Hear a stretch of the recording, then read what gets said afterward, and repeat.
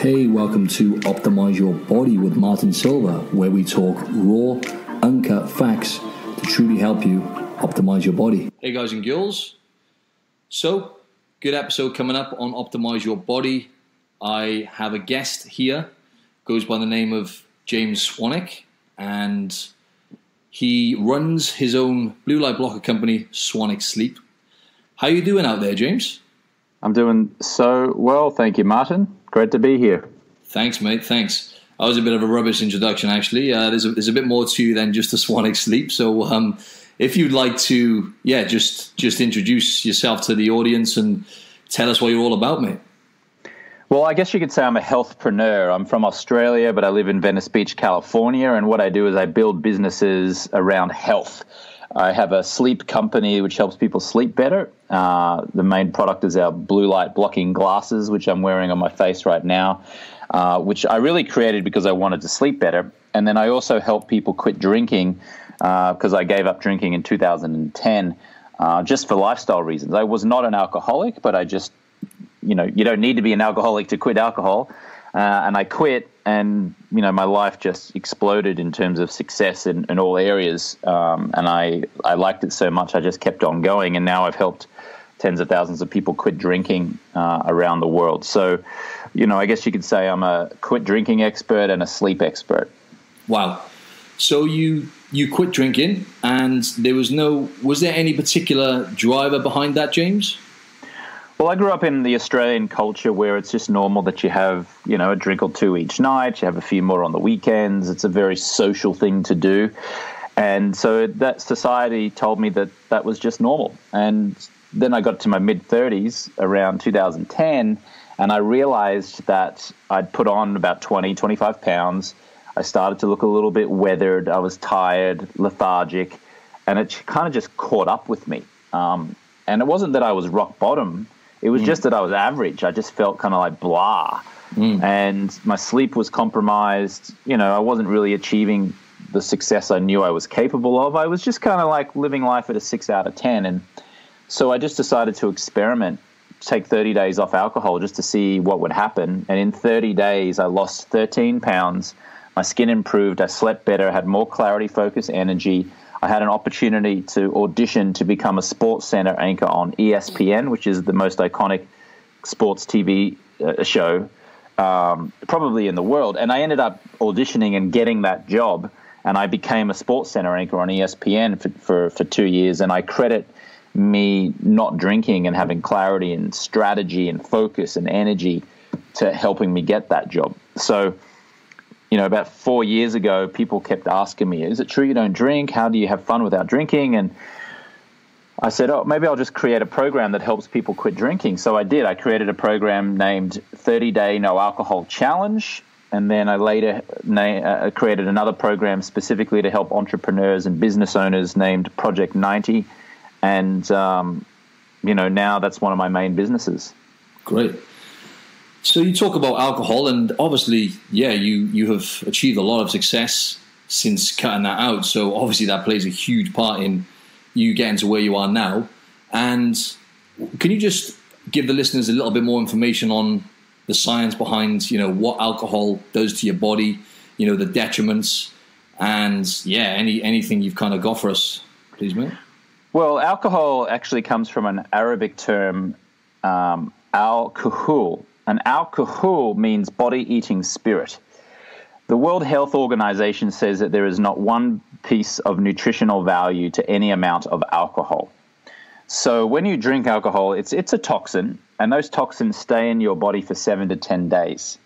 And what the toxins do is they slow you down, they make you foggy, they compromise your sleep, they give you sugar cravings, they give you carbohydrates cravings, so you end up eating more. Studies have shown that if you drink, you have far more visible signs of wrinkles and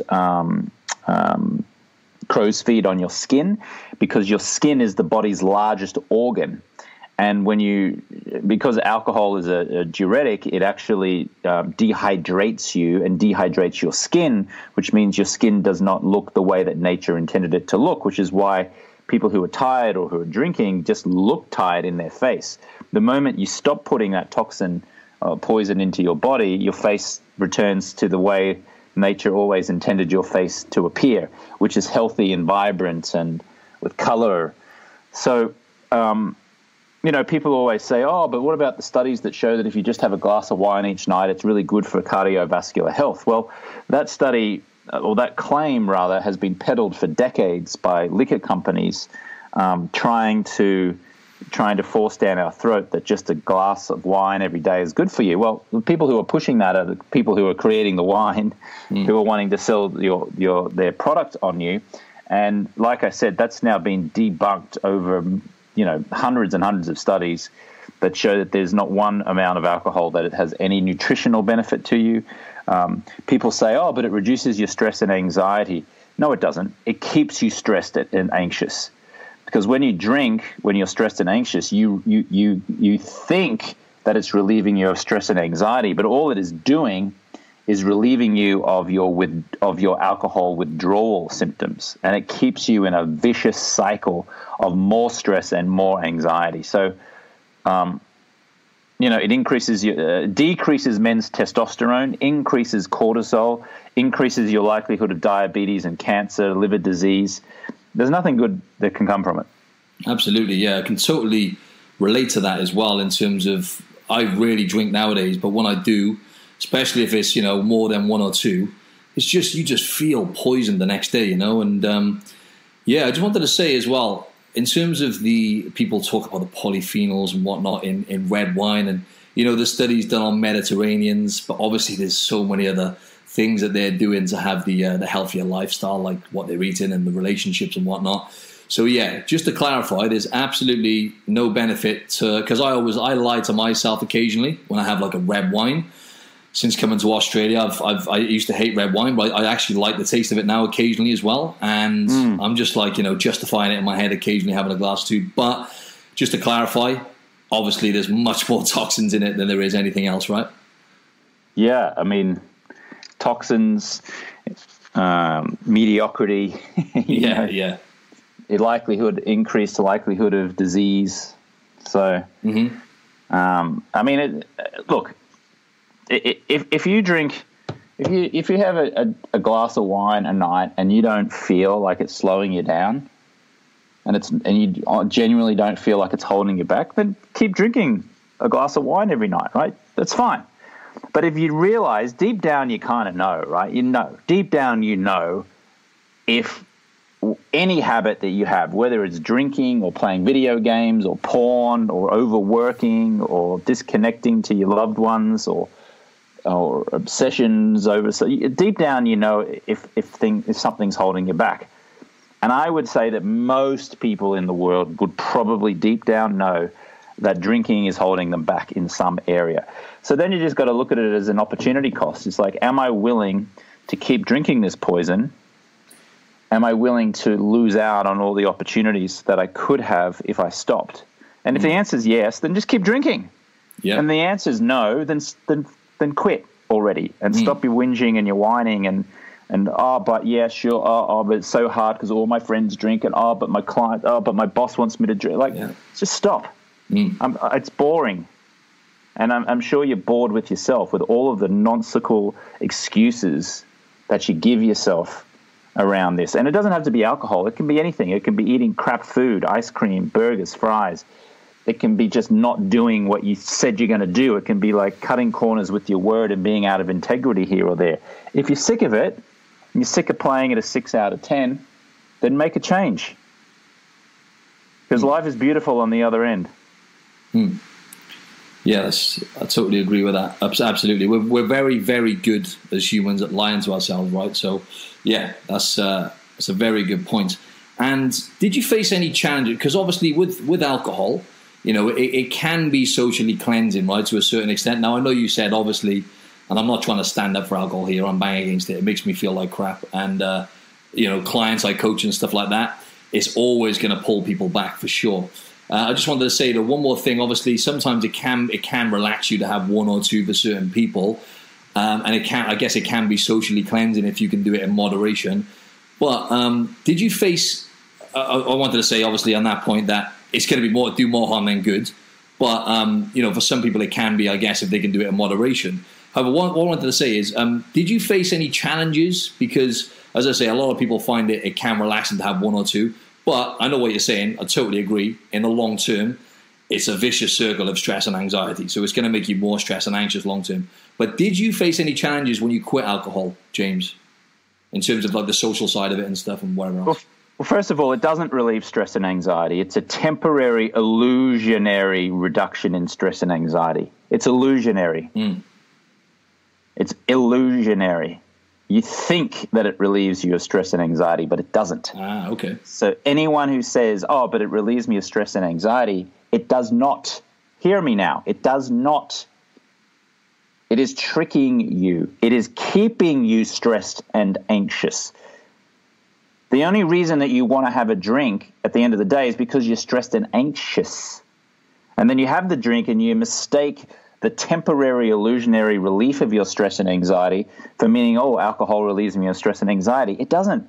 It just keeps you stressed and anxious the next day and the next day and the next day and the next day.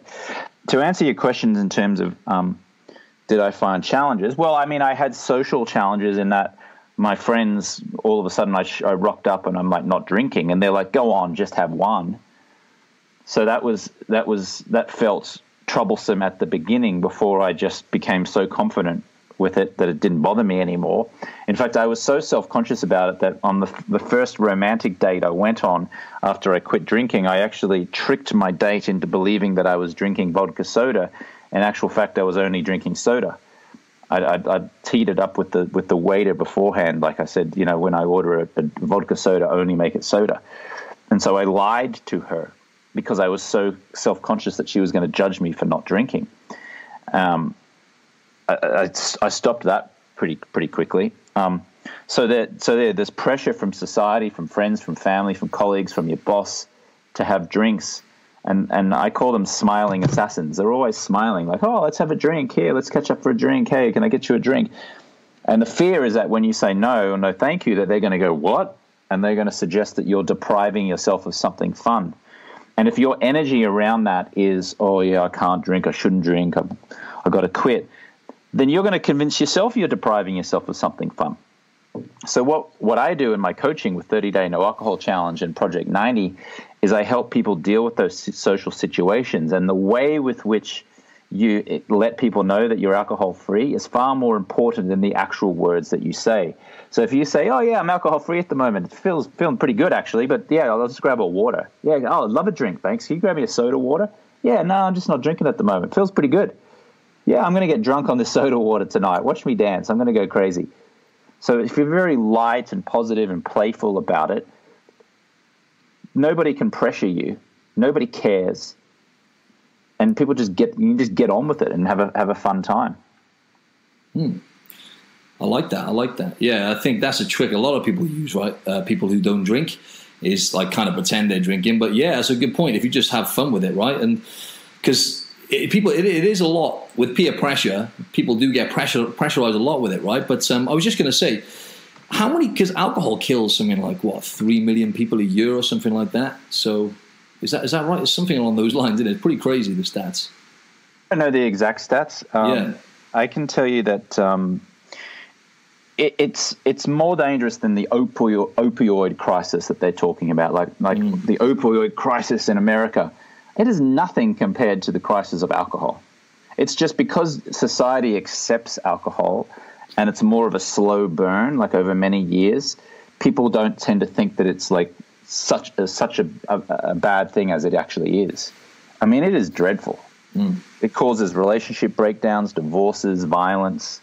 And again, I'm not talking about, like, if you're listening, you don't have to be an alcoholic in order to hear me now. Like, you just seem to be, even if you're just a casual drinker, an occasional drinker, one seemingly innocent glass of wine a night is enough to compromise your sleep, which makes you irritable, which makes you less productive, which means you don't get a promotion at work, which means you don't start that business, which means you don't make as money in your business, which means you eat sugary foods, which means you put on weight, which makes you more tired and more lethargic, which makes you seek refuge from your stress and anxiety in a drink, which starts the vicious cycle all over again. So, opioid crisis in America is a crisis, but nothing compared to alcohol.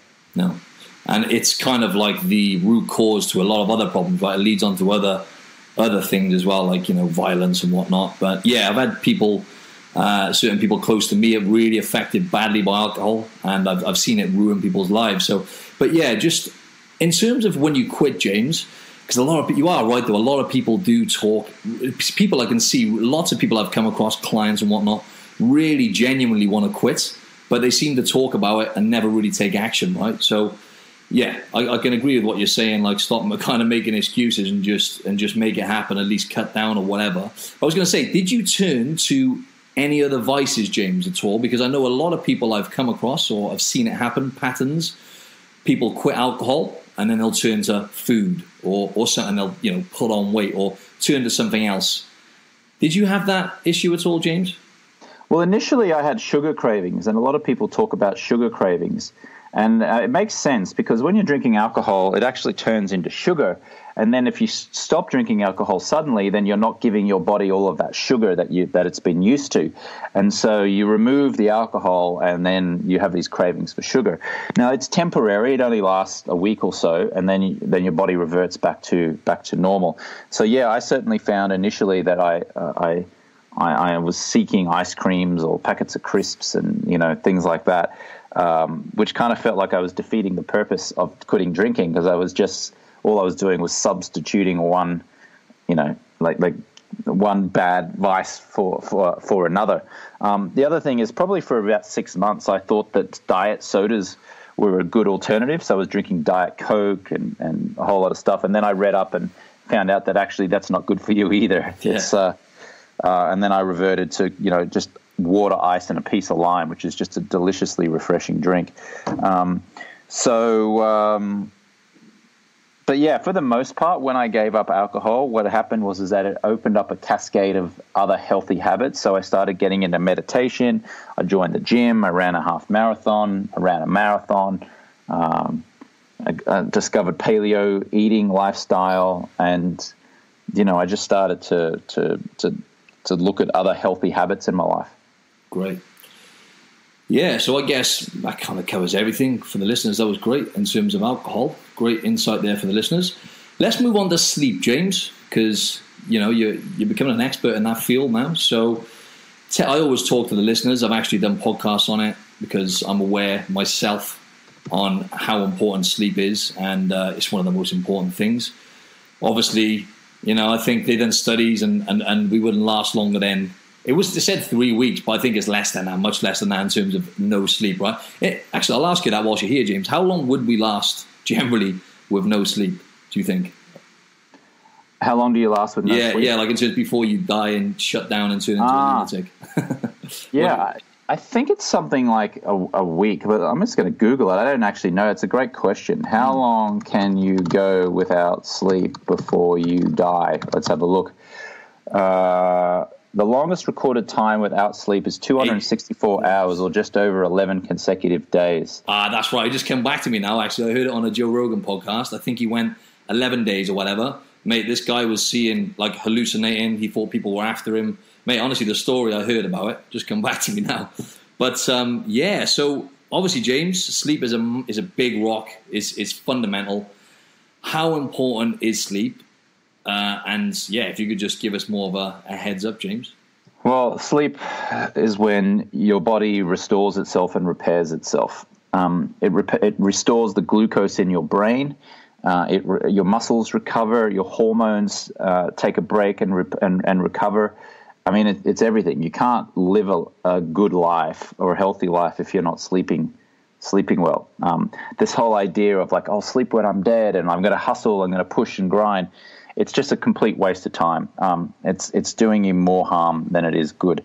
So 7 to 8 hours sleep is generally regarded to be the best sleep. Everyone is different. President Trump only sleeps 4 hours. Jeff Bezos, the Amazon CEO, I think he sleeps 9 or 10 hours. Richard Branson, I think, only sleeps 5 hours. So it can differ. And just because you're only sleeping 4 hours doesn't mean that you're going to be unhealthy, because everyone is different. But generally speaking, 7 to 8 hours is considered to be the optimal time. But more important than that is the quality of your sleep, ensuring that you're, blocking as much blue light at night as possible, because blue light at night disrupts your melatonin production and causes sleep problems. Sleeping in a cool environment, 65 to 69 degrees Fahrenheit, is generally regarded to be the best temperature for optimal sleep. Sleeping in a dark room, making sure that you get natural sunlight in the first thing in the morning, because that tells your body's internal clock, called your circadian rhythm, that it's time to wake up, and then that will help your body 16 hours later start to produce melatonin and prepare for sleep. So yeah, I think 7 to 8 hours, focusing on sleep quality, is generally regarded to be, the best way for optimal sleep. Wow. And in terms of sleep quality then, James, I heard you recently on the 180 Nutrition podcast, actually, and you were talking about candlelight. And that's something I've started really doing since I heard you say it. I wasn't being as rigid as I should have been in terms of preparing myself for a good quality sleep. So talk to us a bit more about that, James, and the blue light blockers or whatever. Well, for centuries, we used to live by candlelight, by fire flame, right? Before Thomas Edison mass-produced the light bulb at the end of the 1800s, we lived our life at night by fire and flame and candlelight. And fire and flame and candlelight does not disrupt our melatonin production. However, when we started using electronic light, and then later on in 2007, when Steve Jobs released the iPhone, and we had this artificial blue light, we're carrying it in our pockets with us everywhere. And now we have computer screens that we stare into every day, and television screens and iPads and all this kind of stuff. Now we're actually being exposed to artificial light at nighttime, which our bodies were never designed to handle. So the best way to sleep, to get the best night's sleep, is to live your life by candlelight and never, ever subject yourself to artificial light at night again. It's literally make a fire in your backyard, cook your food around the fire, or it's light up some candles in your home and live your life by candlelight. Now, realistically, it's 2019. Nobody's going to do that. Very few people in the world are going to do that. But the people who do have amazing sleep.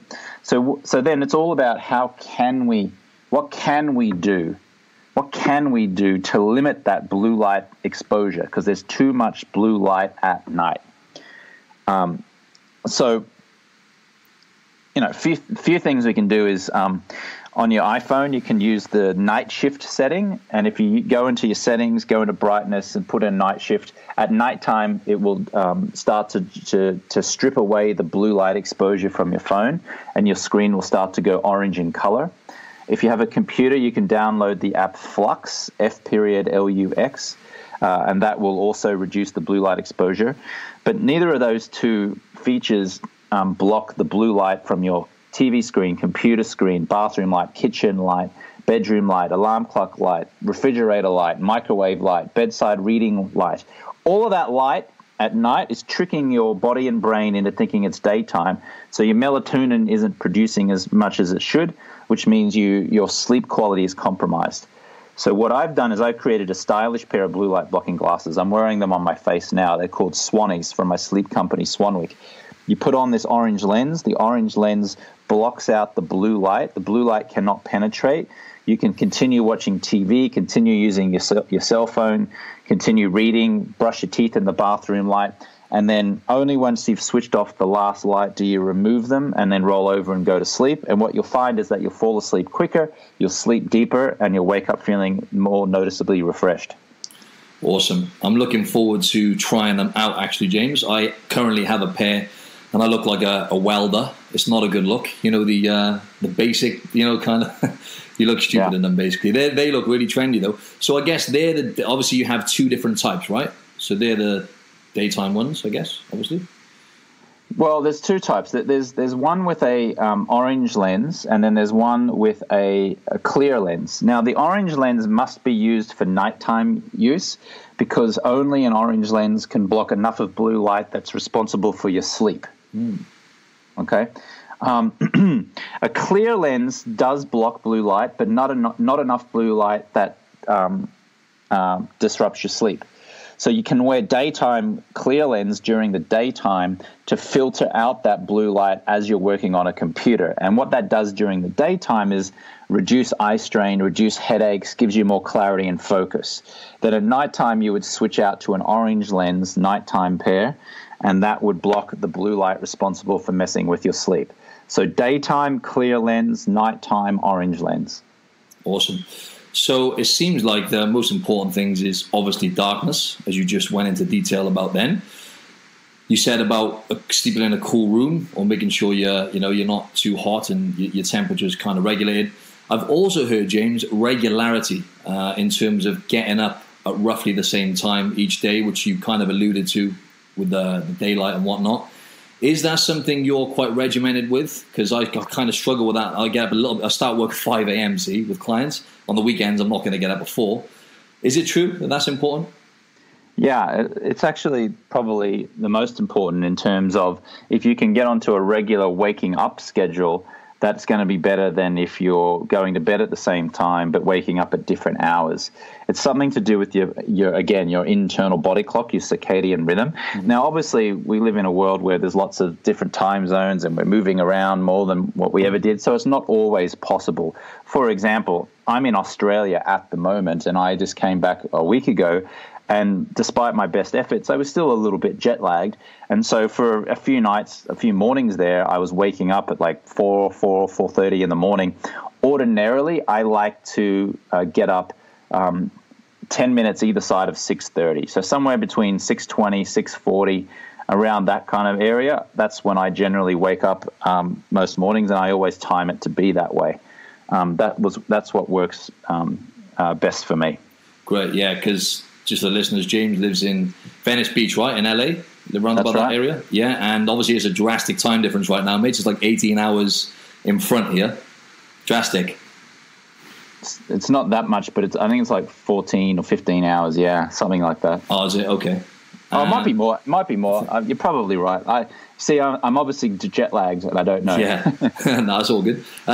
So anything else we need to cover on sleep, James, before I move on to the next thing? Well, I just say what you do in the first 15 minutes when you wake up in the morning is as important as what you do in the last 15 minutes. So expose yourself to as much of the natural sunlight in the morning as possible, and then block as much of the light at nighttime as possible. Great. And let's just talk a bit more about your regime, James, in terms of how you look after yourself. Now, exercise. What do you do to stay in shape, James? Well, I exercise most days of the week. Probably do what I would call high intensity cardio and some weightlifting. I do that like 5 days a week. On the 6th day, I might go for just a gentle jog, and then on the 7th day, I'll do nothing except just walk around. And so I like to stay consistent with that. I like to exercise in the mornings because I find if I put it off to the afternoon, I come up with excuses as to why I shouldn't do it or don't want to do it. So I tend to do it first thing in the morning. And all the studies show that people who exercise in the morning tend to sleep better. They think it's because of 2 reasons. One, because people who exercise in the morning tend to do it more regularly, and so they're generally healthier anyway. And also, if you exercise close to bedtime, it raises your core body temperature, and all the studies show that a cool body temperature is optimal for a great night's sleep. I'll do. I change my workouts up a lot. If I go to the gym, I'm lifting, heavy and lower reps. I'm doing that for kind of like muscle growth. But then I'll go to a circuit training class like F45, for example, and do high-intensity cardio, which is much lighter weights but higher repetition, and I'll do that to feel fit, to like get my heart rate going and to sweat profusely, and to really, give me a full body workout where muscle growth is not so much the goal, but it's kind of like just, getting my cardio up and my heart pumping. So I like to do a combination of that high intensity cardio and then also weightlifting. Great. One thing I forgot to ask you in regards to alcohol, I just wanted to ask you something about your 30-day alcohol-free challenge. What kind of results do you get with people long term? Because with certain things, like obviously with food and stuff like that, it's obviously changing behaviors, fundamental behaviors take time. So obviously with my clients and whatnot, when it comes to them improving their relationship with food, it's a very slow incremental process. With alcohol, how do you find it in terms of people with long-term success when they've done that, or what results do you get essentially out of that 30-day challenge, people? Yeah, so it breaks up into two different types of people, right? The people who return to drinking after 30 days do so at a far reduced rate than before when they were drinking. So they return to drinking, but with moderation. And then just as many people just decide to keep going and see how long they can go, and many people just quit and stay quit and never return. So it just depends. The whole idea of the 30-day no alcohol challenge is for you to explore your relationship with alcohol, determine what works for you, what does not work for you. And if you do the 30-day no alcohol challenge, you get a glimpse of what it feels like to live alcohol-free with clarity and focus and energy. Then at the end of 30 days, you can go back if you choose. Most people go back at a far reduced rate, or you can continue to stay alcohol free and just enjoy all the benefits that come from that. But I have people who've been alcohol free for 4 or 5 years now, message me all the time saying, "Hey James, I'm at 5 years, I'm at 4 years, my whole life's transformed. It's amazing." I got people who say my marriage was saved because of going alcohol free. So it's really a personal choice. I will say this: Alcoholics Anonymous has less than a 10% success rate. Rehabilitation centers have less than a 10% success rate. Brute Willpower has a less than a 5% success rate. My Project 90 program, which specifically helps business owners, entrepreneurs, executives, professionals quit drinking for at least 90 days and beyond, has an 87% success rate so far. So, yeah. Wow. And Alcoholics Anonymous, sorry.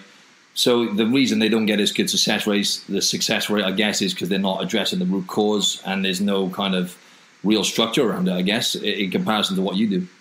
Well, when you go to AA, look, AA's intentions are very noble, and they've helped millions of people over decades. They just have, right? So it's not that I'm knocking it. Mm-hmm. However, when you go to AA, you have to surrender to some higher power.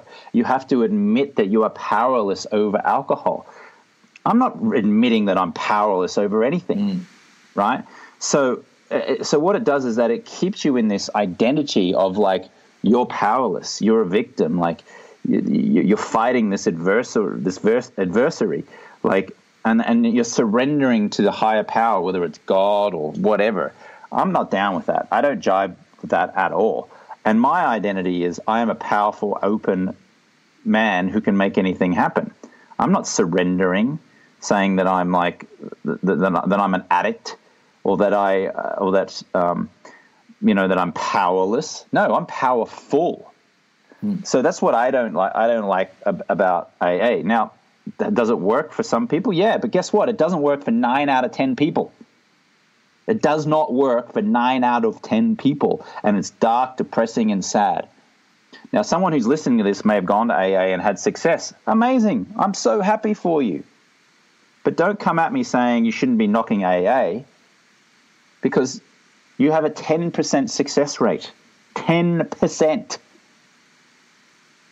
That's not good. Would you put $100,000? Would you bet $1,000 on a 10-horse race and you had a 1 out of 10 chance? No. Likewise, rehab clinics cost about $112,000 for a 30-day stay, and they have less than a 10% success rate. So if you just look at it at mathematical and playing the odds, I mean, AA is a losing bet. Rehab is a losing bet. And so what I do is I create a powerful fun method, a powerful fun system, whereby there's accountability, appropriate accountability. It's fun. You are powerful, not powerless. And all of the science and all the studies show that when you put someone in a group of positive, powerful people, that's when real change happens, not in a powerless group of people talking about how their life sucks the whole time. But you know what? Some people will be listening to this and they'll still get angry at me and they'll come at me and say, oh, you shouldn't be knocking AA. All right, well, look, 1 in 10 people succeed. Okay, great. But maybe try something where you have almost 9 in 10 people succeed. And that's what I had. Fantastic. And obviously you're a completely different person, I guess, based on what you were saying then in terms of you becoming a different person, it sounds like. So obviously you've been alcohol-free for like 9 years now. Have I got that right, buddy? That's right. So obviously you're fundamentally a completely different person. So I guess that's the big part of it. If you're still attaching yourself to that identity of being a drinker, as you said, you have to use, I guess, words and what you tell yourself and all these kind of things and self-belief play a big part as well then, James, yeah?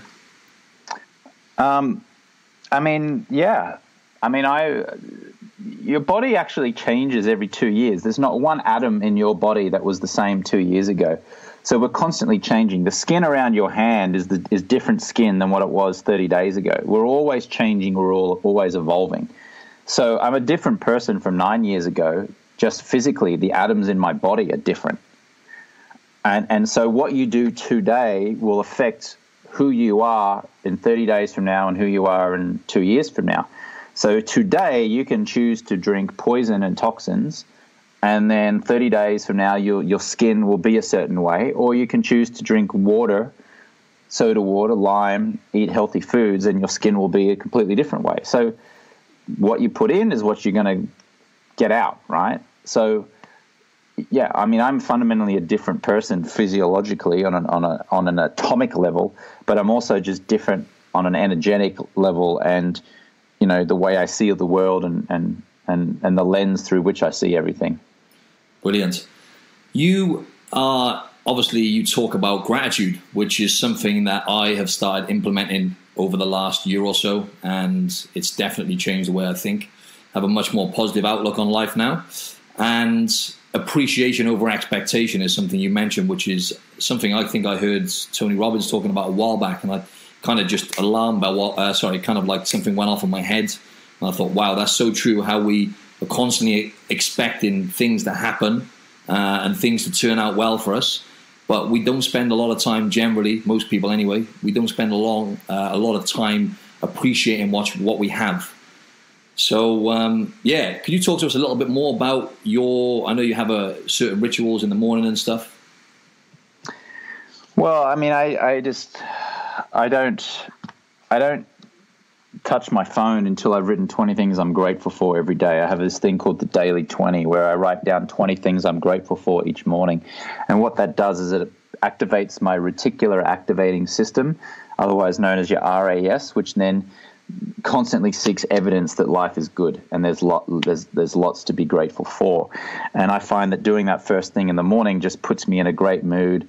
It makes my stress and anxiety reduce, and I can go about my day living a life of appreciation rather than expectation. When we expect things and we're like wanting things and we're striving for things, that's when misery happens. That's when agony happens. But when we appreciate what we have, that's when we live in a beautiful state of mind. And when we live in a beautiful state of mind, we're operating on a higher energetic vibrational level, which means opportunities come in, health comes in, business and money flows in, connection, relationships. So there's only really 2 states of mind to live in, a beautiful state of mind or a suffering state of mind. And so doing those 20 things that I'm grateful for every morning puts me in a beautiful state of mind, and energetically, you know, just beautiful things happen to me in life. Could you give us an example? So I know some of the listeners, probably people who don't do or don't practice gratitude, they probably think, thinking of 20 things might be quite tough for them. Can you give us an example of like 5 things that you would appreciate in the mornings? I know it could be anything, just to tell the listeners that. Yeah, sure. I mean, I appreciate the fact that I'm now in Australia and I get to see my family. I appreciated the meal I had with my friend last night that I got to catch up with. I'm grateful for the fact that people care about what I have to say enough to put me on a podcast like this. I'm grateful for the fact that I kicked the football with my nephew yesterday. I'm grateful that I'm flying to Austin, Texas in a couple of weeks to go and speak at a health conference. I'm grateful that I get to even be able to get on a plane and fly between Australia and Texas, and be there within a day. Whereas decades ago, flying wasn't possible. It would take 6 months to get on a boat, for example. So forth and so forth and so forth. I'm grateful for the food. I'm grateful for the workout I did. I'm grateful for sleeping in this bed. I'm grateful for the flowers. I'm grateful for the sound of the birds in the morning. And it goes on and on and on. And that's it. Just for the audience, it's the little things, right? It's the things. It's all based on what you're saying. It's all perception. It's what we perceive to be, I guess, happiness, really. And as you said, then you mentioned like the birds tweeting and just the simple things in life. When you start, I guess, taking more time out, even if it's only a few minutes in the morning, just to appreciate the little things. And another one just for the audience, it doesn't have to be 20 things either, right? I started off with 3 things, and I think I've worked my way up to 5 to 10, and that does the trick for me. And it's something that helps me whenever I get stressed as well. I find taking some deep breaths and just appreciating what I have rather than complaining about sweating the small stuff, essentially. But mental health I wanted to talk to you about real quick as well, James. And we're facing an epidemic right now of mental health illness. Do you have, I know I'm not saying you're a psychiatrist or anything like that, but do you have any tips for the audience to help them, or anyone they know, because so many people are suffering with depression and anxiety and whatnot nowadays?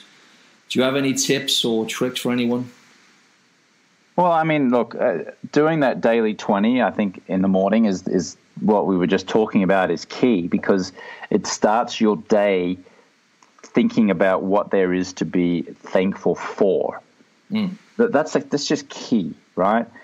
And also getting out of your own head and helping others will get you out of misery as well. So I actually suffered 6 weeks of sadness last year. I had a bit of a midlife crisis. A couple of things happened, and I went down a spiral of sadness for about 6 weeks. And what got me out of it was I committed to doing 11 different charities in 11 weeks, because all the science pointed to the fact that if I stopped focusing on myself and started focusing on others, then my stress and anxiety would fade away. And that's exactly what happened. I started helping others who were less fortunate than me. And it wasn't like I became happy overnight, but I just definitely became less sad overnight. And then simple things like getting sunlight, exercising, drinking, water, eating good food, being in a sense of community. The longest running human study recorded is a Harvard University study that's been going 85 years now, and it says that the number one contributing factor to someone's happiness or overall contentment is feeling like they're part of a community.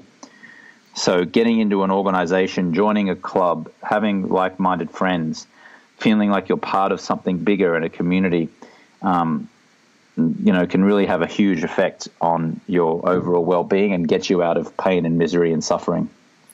And on that note, human connection then, right? So relationships, as you said, community, very important to get out there and meet people and actually have that human interaction. Is something that I'm very aware of in terms of how it makes me feel when I'm sat in front of a computer most of the day and not having those human interactions and whatnot. Social media is not obviously the same thing, right? So that's something which I wanted to quickly ask you about. Obviously, there's some studies to show that that's playing a part now in the mental health kind of issues people are having. Spending too much time on social media and amongst other things, it can be an addiction. Your iPhone in itself, and as you mentioned, you could be addicted to gaming and stuff like that as well. But just what I was saying then is social media. Obviously, it's great because it connects us. We're more connected than ever on a digital level. But what's your thoughts on social media and comparing that to human connection, James? Well, look, if social media is important for my business in that it helps me get the word out and I can communicate with people. But if used the wrong way, it is a complete and utter rabbit hole of sadness and depression, because what it does is that it has you comparing yourself to other people, and it gets you to being a surveyor of other people's lives, and then it gets you stuck in comparison analysis. And it's easy to look at people's, flattering photos and images and go, wow, that person's life is so amazing, and then think that your life is so crap. So I would say, if you can limit it to one, to a block of time every day, and then get off it, or even just delete it if it's not important for your business, because it's great for the sharing of ideas, but it's also, you can go down a rabbit hole of getting very sad, comparing yourself to others. So it's something to be aware of, and I think you'd be shocked if you did an internal audit and to see how much time you actually spent on Facebook and Instagram and things. You might be shocked at how much time you're spending and how ineffective it really is for your happiness. Great. I actually had I think I had 36 hours of social media this week for the first time in a while, and I felt great. I still get distracted myself, because obviously I use it for business to a certain extent as well, and I'll sometimes go on there and get distracted, and I calculate the amount of time I was wasting. The other day, basically on Monday, I was on there. I was doing some stuff on my computer. Then I got sucked in a couple of times, and I realized I wasted about half hour to 45 minutes. That meant then I had to do those things that I was going to do then in the evening. That then bled into me having a rubbish sleep, and I just woke up in the morning and I thought, that's it. And you know what? I felt great. So what I'm going to do, James, is I'm going to try once a week or once every other week just to have at least a day off it. So, what's your thoughts on doing the occasional fast off social media then, mate? Yeah, do it. Yeah. Do it, test it. Test it out. Yeah. You're going to do a 30-day no alcohol challenge to test how that feels. Why don't you do a 30-hour no social media challenge? Great. Mate, that covered everything. That literally you went into detail about all the important things there. That was great. Is there anything else you wanted to say as a final say, if you like, mate? I just think focus on good quality sleep and your life will transform. Focus on reducing or quitting alcohol and your life will transform. Focus on reducing time on social media, comparing yourself with others, and your life will transform. And then focus on appreciation rather than expectation, and your life will transform. Fantastic. Thanks a lot for your time, James. That was awesome. Thanks for having me. Cheers, mate.